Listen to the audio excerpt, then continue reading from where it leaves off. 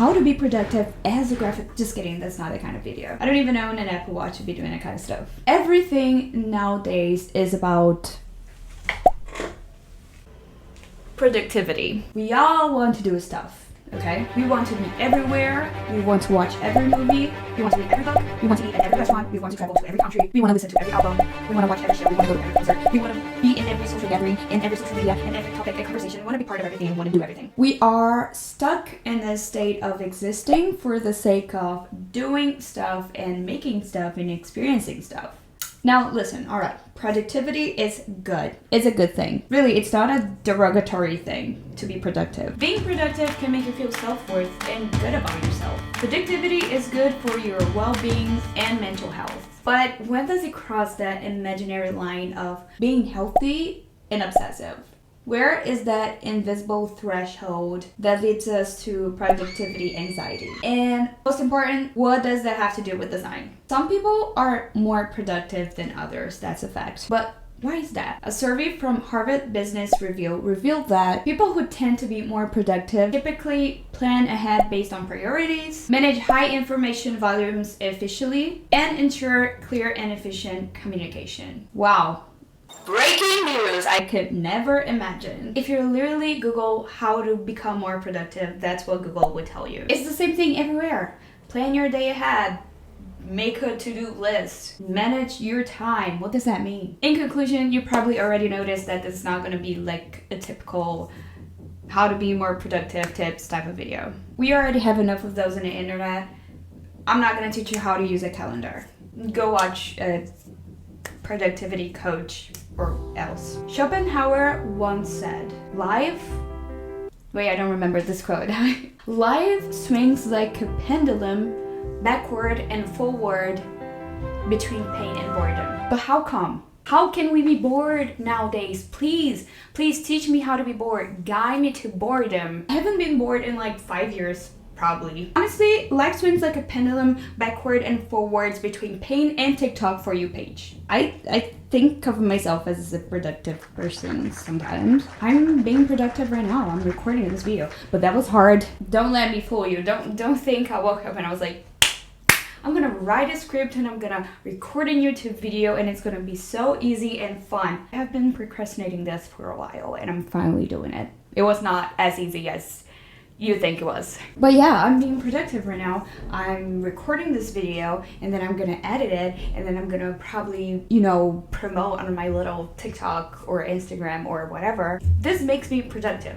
Like, I'll work a full-time job and I'll work out and then I have this YouTube now and I read. I just finished a 700-page book and I'm starting another one and then I do hobbies and I create more content and then I go to therapy and I travel and I do so many things. But at the same time, I do so little. I go on my phone and I see those people doing so many different stuff that I want to do as well. But I just can't because I am just one person. There's only so much I can do. But I know I'm productive sometimes. If you're like me, a productive person, you probably have this familiar feeling, which is it's your day off. You're chilling. You have nothing to do. Well, you have a lot to do. You always have a lot to do.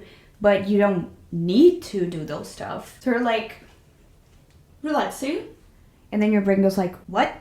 Why am I not doing anything? This is weird. Why am I not producing? Why am I not creating? Why am I not designing? Hello? And then you're like, shut up, brain, and let me enjoy the rest of my day peacefully without feeling guilty. I know for a fact this is not an uncommon feeling. It can't be just me. This is just a chat. I'm literally saying my thoughts out loud, but I don't know, you guys, maybe this overexposure to literally so many different things and scenarios and experiences, it's making us a little bit anxious. Maybe, which can negatively impact our relationship with productivity. But hey, just a thought. It's just a thought. Graphic designers are chronically online. We are, okay? It's okay. This is a safe space, you can say it. And what do we all see when we're scrolling all day? People designing stuff which you wished you designed, fonts you want to try, textures you want to buy, mock-ups you need to consider for your next project, trending color palettes, trending design styles, and new softwares and tutorials and design tips. And you just don't know where to look anymore. In a way, this is very cool. our brain gather those informations we see throughout the day, and it saves some inspirations we might see on our feed to use later. We learn a lot and we grow a lot on the internet, so that's not a bad thing at all. I mean, for God's sake, I am on the internet right now, but it could also make us, overwhelmed, and unfortunately it could lead us to that little word we know called burnout. Burnout is I've had burnout with physical symptoms before. It's awful, not fun. I've been good lately though, so let's see how long this is going to last. I googled how to avoid burnout and this is what it gave me. Sleep. Okay, good. Nice start. I already sleep. Exercise. Cool. I already also exercise. Practice self-care. Not sure what you mean by that, but sure. Take regular breaks. I feel like that can be kind of difficult if you work like a 9 to 5. It will be difficult to take breaks in certain situations, but sure. Meditation, that's a good one I could try because I clearly don't meditate. Develop hobbies. I am actually looking for a hobby, but again, I want to do so many things that I don't know what to do and I never start a new hobby. When I come to this channel with a new hobby, you guys, that's going to be life-changing. I mean, I guess this YouTube channel is kind of like a hobby, right? So, work with purpose. I have a purpose. Make money. Just kidding, of course. It's obviously make money so I could look good. Build a supportive network. Aw, you guys, that's kind of cute. That's kind of what I'm doing right now. Like building a community,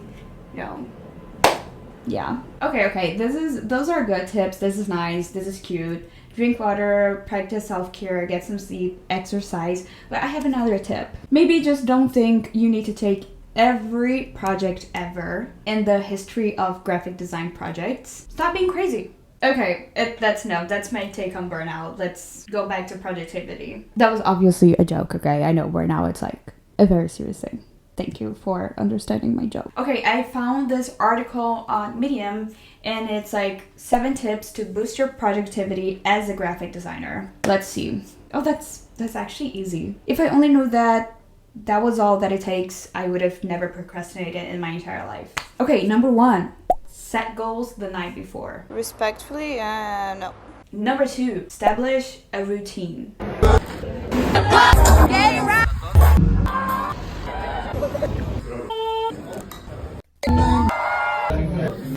Number 3, have a workspace. Sure.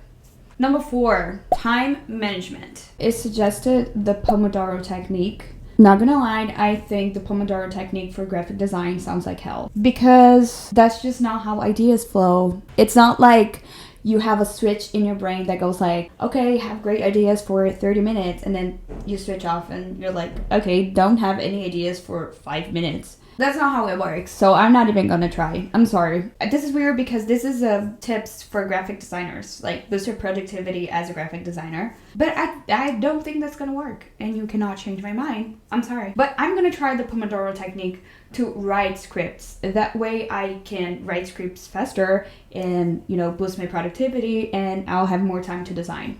So in a way, that's not like a terrible tip if the Pomodoro technique works on me. I tried the Pomodoro technique for writing scripts and it sucked.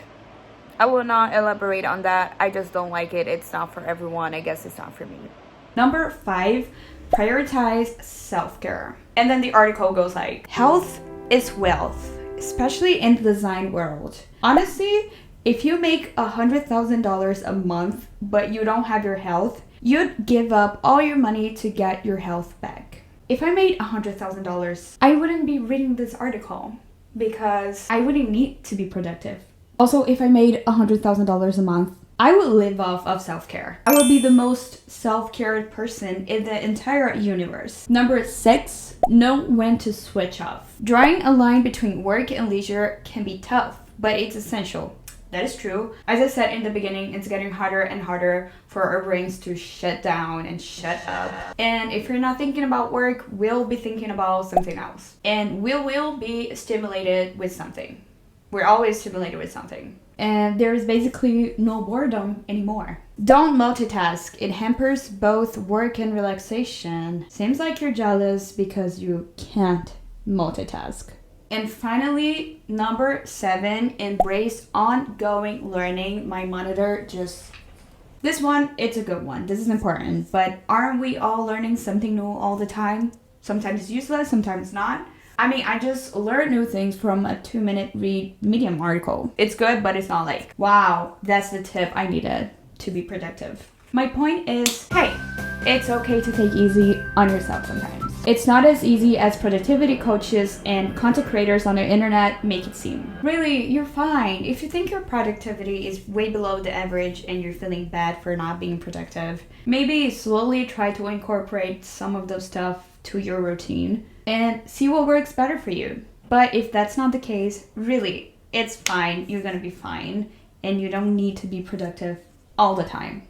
And your life is not going to end if you're not productive for one day. In fact, maybe that can make us even more productive. This article on the Harvard Business Review shows an interesting perspective on how boredom can be beneficial for work. It states that while boredom can be an unpleasant feeling, it can also be an opportunity to reflect on your interests, values, and goals. By recognizing the type of boredom you're experiencing and identifying the underlying causes, you can take steps to address them and find new ways to engage with the world around you. Working with your boredom can also help you develop creativity, resilience, and the ability to adapt to new situations. So rather than trying to avoid or ignore your boredom, consider working with it as a valuable tool for personal growth and a way to lead a more fulfilling life. See, people in Harvard are telling you that it's okay. It's okay to be bored sometimes. Why wouldn't you? Look, I know it's not that simple. Okay, I just had dinner last night watching a YouTube video essay about ultra-processed foods. In conclusion,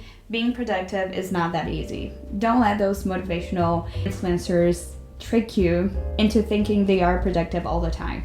They are not, and they're probably profiting off of that and taking that well-deserved rest and not even thinking about that while you're literally consuming that and bursting into anxiety. You want to see me being productive while you are not? Subscribe to my YouTube channel so you can see me designing and talking about random topics that sometimes are related to design and sometimes are not.